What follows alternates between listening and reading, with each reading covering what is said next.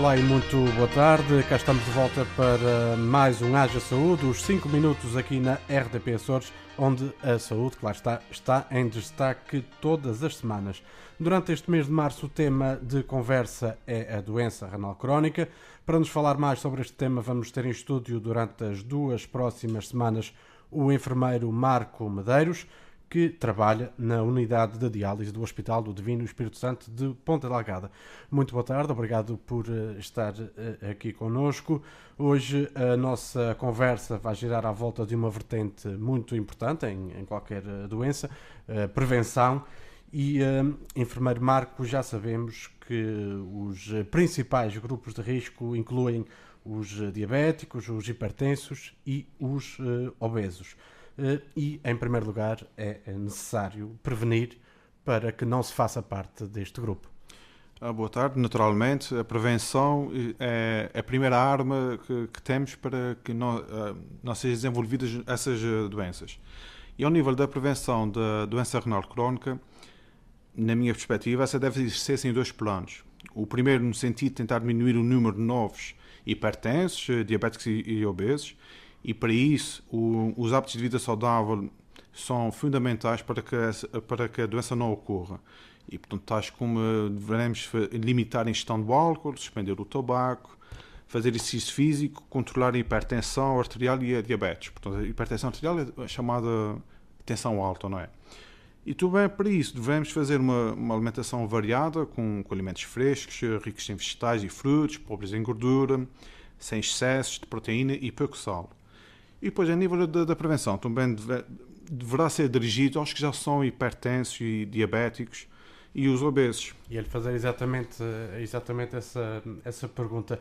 Que cuidados especiais devem ter estas pessoas? Portanto, que necessidades? Em primeiro lugar, é importante que essas pessoas tenham uma ida regular ao seu médico de família, ou mesmo no caso, por exemplo, da insuficiência renal ou nefrologista. Portanto, se a pessoa tem um forte histórico familiar de doença renal, portanto, com uma tensão arterial alta, diabetes, isso é fundamental, essa visita regular ao seu médico. Portanto, porque é a única forma que tem para identificar qualquer sinal da doença dos rins. Portanto, se a pessoa tiver também infecções urinárias de repetição, cólicos renais frequentes, esse também deve ser um doente, uma pessoa que deve ser seguida por um médico nefrologista. Às vezes, uma outra coisa também para poder detectar precocemente essa doença, portanto, seria também através de exames de sangue e de urina. Portanto, só com esses exames é que consegue-se detectar, por exemplo, o nível de creatinina e de ureia, que depois vão dar um sinal da doença ou não estar a progredir. E, claro, está a melhor forma de prevenção e, no fundo, quando se tem algum problema, algum dos sintomas que temos falado nas últimas semanas, é dirigir-se ao centro de saúde, ao hospital e consultar os especialistas. Pois é tal visita regular ao médico que tem que se fazer, ou mesmo aos enfermeiros, né? Porque eles estão no centro de saúde e eles também têm conhecimentos mais que suficientes para poder detectar esse tipo de problema e depois poderem encaminhar o doente para o médico mais indicado.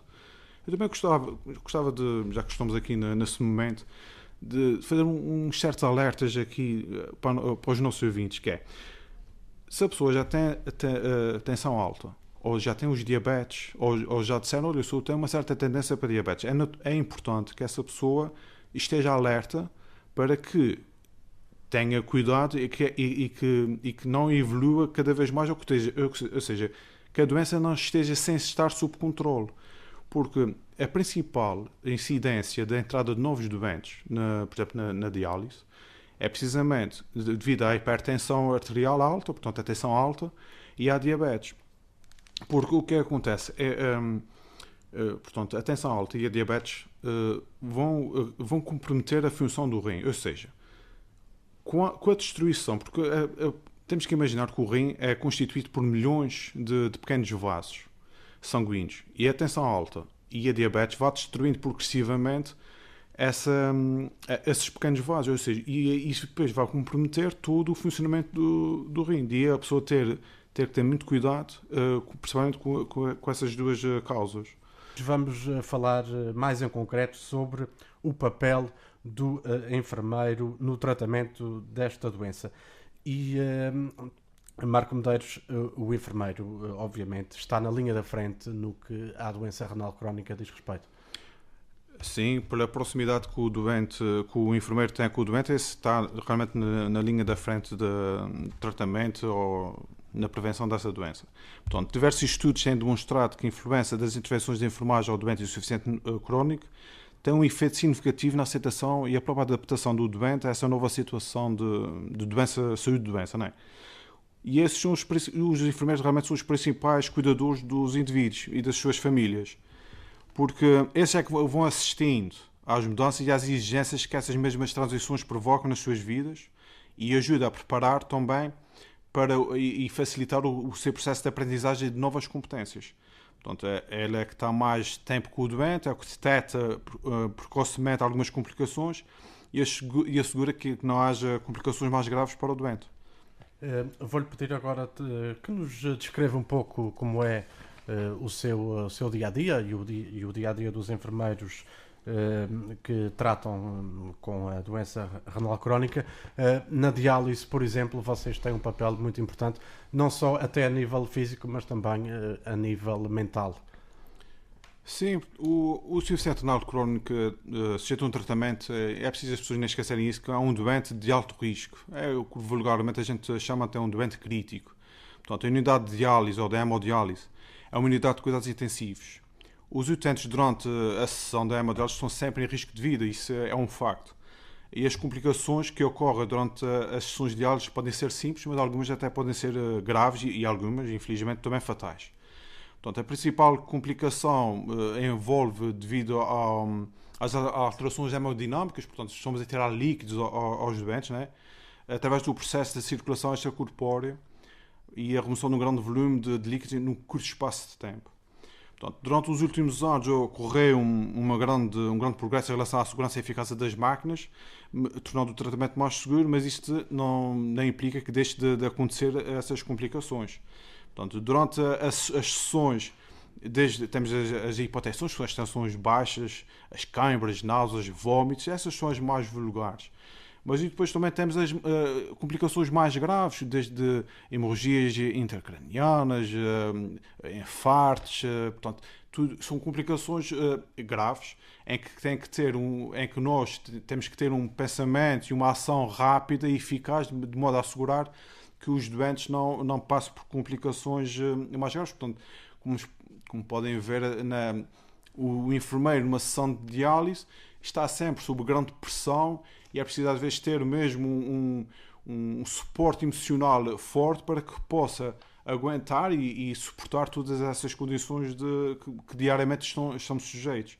Também gostava de falar um pouco da diálise peritoneal, que é a outra vertente da diálise, do tratamento ao doente dialítico, em que o enfermeiro na diálise peritoneal portanto, que ensina, treina, ajuda o doente a ultrapassar todas as fases complicadas da doença, e esse trabalho é tudo ele desenvolvido pelo enfermeiro na diálise peritoneal. Portanto, além disso, é esse enfermeiro que depois também ao longo do tratamento, que às vezes prolonga-se durante anos, que faz o acompanhamento e detecta todas as mínimas e dificuldades que ele possa ter, de modo a caminhar juntamente com ele. E por isso é preciso criar grandes momentos de empatia entre o enfermeiro e o doente, de modo a que ele consiga ultrapassar essas mesmas dificuldades e que tenha uma progressão na doença regular e sem grandes complicações.